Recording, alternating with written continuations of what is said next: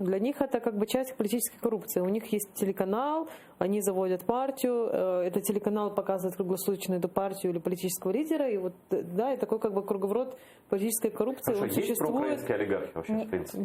Ні, проукраїнські олігархи, можливо, і є. Нет, олигархи защищаются. Але для того, щоб ти був конкурентним на цьому ринку, в тебе повинно бути стільки грошей, стільки дурних грошей великих, як в росіян. Зайвих. Якщо в тебе їх немає, якщо ти не готовий платити мінімум $700 тисяч на місяць за свій телеканал, тобі там ловити нічого.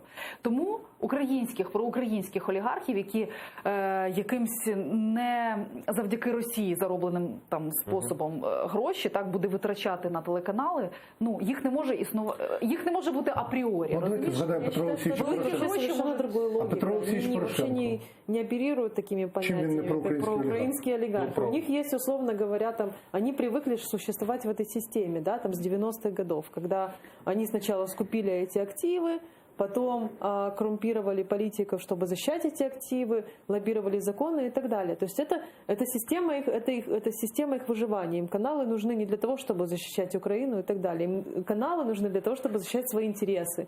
И тот бизнес, который они создали в начале 90-х. І важливо Але цей розуміти, бізнес створений завдяки дешевим енергоносіям з Російської Федерації. Це головне. Це бізнес, який орієнтується на ринки збуту в Російській Федерації або транзитом через Російську Федерацію. Тому всі великі, ті, кого ми називаємо бізнесменами чи олігархами, так чи інакше пов'язані з Російською Федерацією.